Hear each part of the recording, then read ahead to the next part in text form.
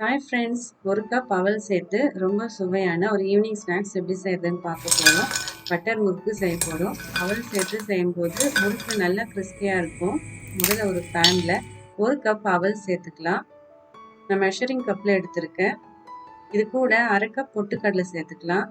Medium ஃப்ளேம்லேயே அவல் நல்லா கிறிஸ்பாகிற வரைக்கும் நல்லா வறுத்து விட்டுக்கலாம். கலர் மாற வேண்டிய அவசியம் இல்லை. அவல் எடுத்து கையில் இப்படி உடைக்கும் போது சத்தம் வரணும். நல்லா உடையிற மாதிரி இருக்கணும். அந்த அளவுக்கு நல்லா கிறிஸ்பாக வந்ததும் ஸ்டவ் ஆஃப் பண்ணிடலாம். இதை அப்படியே ஆற விட்டுட்டு ஒரு மிக்ஸி ஜாரில் சேர்த்துக்கலாம். நல்லா ஃபைன் பவுடராக அரைச்சி எடுத்துக்கலாம். பாருங்க, இந்த அளவுக்கு நல்லா ஃபைன் பவுடராக அரைச்சிட்டு இதை ஒரு பாத்திரத்தில் ஒரு சல்லடை வச்சு நம்ம சலிச்சு எடுத்துக்கலாம். இந்த குருணைகள்லாம் இருந்ததுன்னா முறுக்கு பிழியும் போது அச்சில் மாட்டும். அதனால இதை எடுத்து வச்சிடலாம். இப்போ அதே மெஷரிங் கப்லேயே 2 கப் அளவு அரிசி மாவு சேர்த்துக்கலாம். நான் வீட்லேயே மெஷினில் கொடுத்து அரைச்ச பச்சரிசி மாவு தான் சேர்க்குறேன். இந்த அரிசி மாவையும் சல்லடையில் நல்லா சலிச்சு எடுத்துக்கலாம். பாருங்க, இதுலேயும் அந்த குருணைகள் இருக்குது. இதையும் நம்ம எடுத்து வச்சிடலாம். நீங்கள் கடையில் வாங்குற அரிசி மாவாக இருந்தாலும் அதை ஒரு முறை சல்லடையில் நல்லா சலிச்சு எடுத்துடுங்க. இப்போ இதில் 1/4 டீஸ்பூன் ஓமம் சேர்த்துக்கலாம். கையில் நல்லா திருகிட்டு சேர்த்துடுங்க. அரை டீஸ்பூன் சீரகம். ஓமம் சீரகம் சேர்க்கும்போது கையிலேயே நல்லா க்ரஷ் பண்ணுங்க. நல்லா வாசனை வர வரைக்கும் க்ரஷ் பண்ணிட்டு சேர்த்துக்கிட்டிங்கன்னா நல்லா வாசனையாக இருக்கும். 1 டீஸ்பூன் எள் எடுத்திருக்கேன். எள்ளுக்கு பதிலாக நீங்கள் கருஞ்சீரகம் இருந்தால் கூட சேர்த்துக்கலாம். சுவைக்கு தகுந்த மாதிரி சால்ட்டு சேர்த்துக்கலாம். 2 டீஸ்பூன் வெண்ணெய் எடுத்திருக்கேன். வெண்ணெய் ரூம் டெம்பரேச்சரில் இருந்தால் அப்படியே சேர்த்துக்கலாம். இது கொஞ்சம் கூலிங்காக இருக்கிறதுனால நான் இதை லேசாக உருக்கிட்டு சேர்த்துருக்கேன். இப்போ இது எல்லாத்தையுமே கையிலேயே நல்லா உதிர்த்து பிசைஞ்சு விட்டுக்கலாம். தண்ணி சேர்க்கறதுக்கு முன்னாடி ஒரு முறை இந்த மாவில் இந்த மாதிரி நல்லா கலந்து விடுங்க. அப்போதான் உப்பு எல்லா மாவுலையும் நல்லா பரவும். இப்போ இந்த மாவு பிசையறதுக்கு தேவையான அளவு தண்ணி கொஞ்சம் கொஞ்சமாக சேர்த்துக்கலாம். நான் நல்லா சூடான தண்ணி தான் எடுத்திருக்கேன். கை பொறுக்கிற அளவு சூடு இருந்தால் போதும். பச்சை தண்ணி சேர்த்து கூட பிசையலாம். கொஞ்சம் சூடு பண்ணிட்டு சேர்த்துக்கிட்டா முறுக்கு இன்னும் நல்லா கிறிஸ்பியாக வரும். நீங்கள் மாவு எவ்வளோ எடுக்கிறீங்களோ, அதாவது அரிசி மாவு எவ்வளோ எடுக்கிறீங்களோ அதே அளவு தண்ணியை சூடு பண்ணிட்டு கொஞ்சம் கொஞ்சமாக சேர்த்து பிசைஞ்சு விடுங்க. பிசையும் போது கையில் நல்லா அழுத்தி பிழிஞ்சு பிசைஞ்சு விடுங்க. நான் வந்து 2 கப் அரிசி மாவு எடுத்திருந்தேன். அதே மெஷரிங் கப்லேயே 2 கப் தண்ணி சூடு பண்ணிட்டு கொஞ்சம் கொஞ்சமாக சேர்த்து பிசைஞ்சிருக்கேன். இதில் கொஞ்சம் தண்ணி மட்டும் நான் மிச்சம் வச்சுருக்கேன். இந்த தண்ணி கூட சேர்த்துடலாம். நம்ம இன்னைக்கு 2 விதமாக முறுக்கு பிழிய போகிறோம். இது நம்ம முறுக்கு சுத்துறது எப்படின்றத டிப்ஸோட நான் அடுத்ததான் சொல்றேன். இந்த மாவை பிசைஞ்சதுக்கு அப்புறம் பாருங்க, இந்த அளவுக்கு சாஃப்டா இருந்தா போதும்.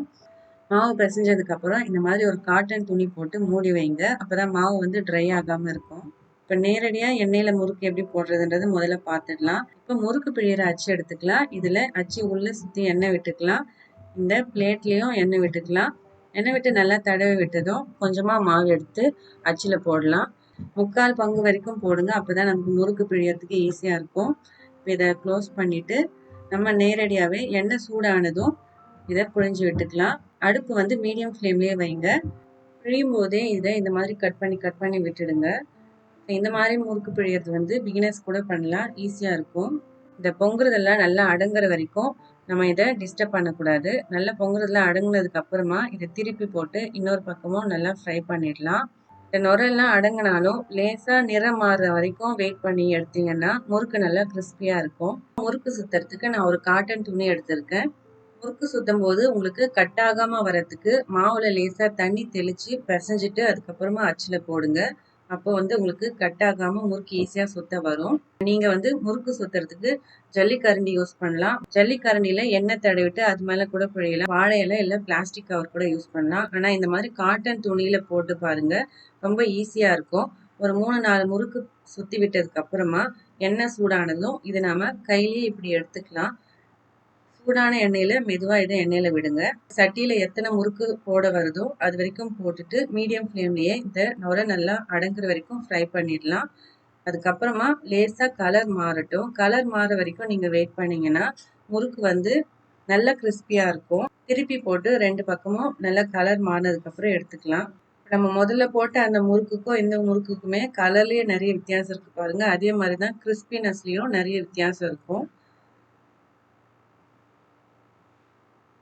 ரொம்ப சுவையான 2 விதமா பட்டர் முறுக்கு எப்படி செய்றதுன்னு பார்த்தோம். நல்ல கிறிஸ்பியா இருக்கும். கண்டிப்பா ட்ரை பண்ணி பாருங்க. நீங்க செய்து பார்த்தீங்கன்னா எப்படி வந்ததுன்றதையும் கமெண்ட்ல எனக்கு சொல்லுங்க. இந்த வீடியோ உங்களுக்கு பிடிச்சிருந்தா லைக் பண்ணுங்க. இதே மாதிரி நான் போடுற சுவையான ரெசிபீஸ் உங்களுக்கு வேணும்னா என்னோட சேனலை நீங்க சப்ஸ்கிரைப் பண்ணி கூடவே பெல் ஐக்கானையும் பிரஸ் பண்ணி ஆல் ஆப்ஷன் செலக்ட் பண்ணுங்க. அப்பதான் நான் போடுற வீடியோஸோட அப்டேட்ஸ் உங்களுக்கு உடனுக்குடனே கிடைக்கும். Thank you.